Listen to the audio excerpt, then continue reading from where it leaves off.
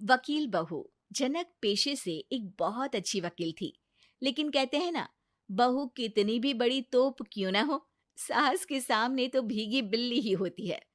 अरे जनक, क्या बात है। आज रोटी नहीं मिली अभी तक। ये तेरा कोर्ट नहीं है जो आज फैसला ना हुआ तो कल की तारीख मिल जाए। रोटी तो रोज वक्त में चाहिए। हाँ। माँ जी, रोटी तो कब की बन गई। मैंने आपको कहा तो खाना खाने के लिए, आपने शायद सुना नहीं होगा।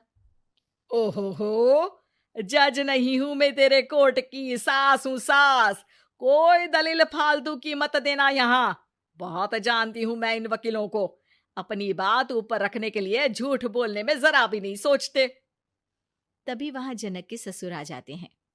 अरे भाग्यवान, क्यों बेचारी के काम को कोसती रहती है हमेशा। मैं भी तो था वहां जब ये आई थी तुझे रोटी खाने को बुलाने के लिए। सास को तो अब गुस्सा आ जाता है कि कैसे किसी ने बहू की साइड ले ली। अरे वाह जी वाह। वो तो मैं जानती थी कि कोई ना कोई गवाह तो ये पेश कर ही देगी। पर मैं तो अब सीधा खाना खाकर सोने जाऊंगी। मुझे आदत नहीं है किसी से बहसा बहसी करने की। पता नहीं कैसे ये वकील इतना दिमाग लगाकर खुद तो झूठ बोलते ही हैं, साथ में झूठे गवाह भी ले आते हैं। जनक को सास के ताने सुनने की अब आदत सी पड़ जाती है। एक दिन जनक वकील की ड्रेस पर काला कोट पहनकर कोर्ट के लिए निकल ही रही होती है कि अरे कहाँ चली काला कौवा बनकर। टोक दिया ना। अब कोर्ट तो वकील वाली ड्रेस पहनकर ही जाऊंगी ना। वाह भाई वाह, दामिनी तो मैंने भी देखी है। सन्नी पाजी ने ऐसा ही कोट पहना था और कहा था कि तारीख पर तारीख, तारीख पर तारीख। मतलब कि कोई बात करनी है तो बोलिए, वरना वक्त नहीं है मेरे पास खराब करने के लिए। अरे पता नहीं तुझ में क्या देखा मेरे बेटे ने। सारा दिन वकीलों वाली बहस करती है, भोली भाली सास के साथ। अच्छा सुन, जो इतनी बहस मेरे आगे करती है ना, जरा अपने बॉस से कर ले, जो 1 साल भी ना हुए तेरी शादी को और काले कपड़े पहना दिए। अंदर जा और लाल कोट पहन कर आ। पता तो चले कि नई नवेली शादी हुई है। अरे माँ जी, कोर्ट में मेरा बॉस क्या करेगा? ये तो पूरे देश की ड्रेस है वकीलों के लिए। लेकिन सास तो ठहरी सास। अच्छा, तो कोई जरूरत नहीं है 2-4 साल कोर्ट जाने की। शादी थोड़ी पुरानी हो जाए तब इजाजत दे दूंगी मैं तुझे काले कपड़े पहनने की। अब क्या था, मन मारकर जनक को लाल रंग का कोट पहनकर कोर्ट जाना पड़ता है। उसके जाने के बाद आहा, बढ़िया, ये पूरे देश की ड्रेस की बात करने वाली। अरे पहना दिया ना लाल कोट। अब सास आए दिन या तो जनक को उसके काम का ताना देती, या फिर उसका काम छुड़वा देने की धमकी। तंग आकर एक दिन जनक पति से कहती है, मैं सोच रही हूँ कि कोर्ट जाना बंद ही कर दूं। अरे क्यों यार, इतना अच्छा करियर है, क्यों छोड़ने की सोच रही हो? अरे लाल रंग का कोट पहनकर जाना पड़ता है। हर बात पर सास ताना देती है कि वकील तेज होते हैं, सवाल जवाब करते हैं, झूठी दलीलें देते हैं। अरे तो ठीक है ना, वो जो कहती है अपनी समझ से कहती है, लेकिन तुमको तो पता है ना कि सच्चाई क्या है। जनक को पति की बात से हौसला मिलता है कि तभी घर पर कुछ लोग आ जाते हैं। अरे आइए आइए पंच साहब, कैसे आना हुआ? अरे भाई साहब, सुना है कि आपकी बहू वकील है। तभी वहां सास आ जाती है। हाँ है तो, लेकिन क्या हुआ? फिर कहीं बहस कराई क्या?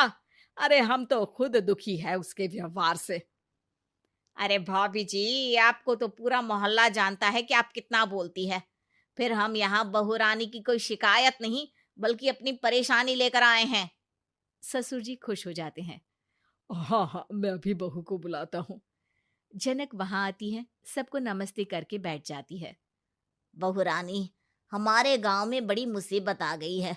अब तो पूरे गांव की जिम्मेदारी मानो तुम्हारे कंधों पर है। अरे ना ना, इससे तो घर की जिम्मेदारी पूरी नहीं होती। ये गांव की जिम्मेदारी क्या लेगी? भाभी जी, आप चुप हो जाओ। यहाँ पढ़े लिखे लोगों की बात हो रही है। आप जाओ, जरा रसोई से सबके लिए चाय लेकर आओ। मैं कॉफी लूंगी। हाँ हाँ, वकील साहिबा के लिए कॉफी। सास सर पैर सब पटक कर वहां से निकल जाती है। बहू, गांव में पानी नहीं आ रहा है। पड़ोसी राज्य ने हमारा पानी रोक रखा है। इसका मामला तो बड़े कोर्ट में चलेगा पंच जी, लेकिन ऐसा क्यों? वो राज्य हम लोगों से पानी के पैसे मांग रहा है। अब आधे गांव में पानी की सप्लाई खत्म हो गई है बहुरानी। अच्छा पंच साहब, बात गांव की है तो मैं जरूर केस लड़ूंगी। यहाँ एक बार फिर सास की एंट्री हो जाती है। अरे वाह जी वाह, ये काम करवा लो आप हमारी बहू से, बहुत अच्छा करती है। मैं हूं सीधी सादी सास।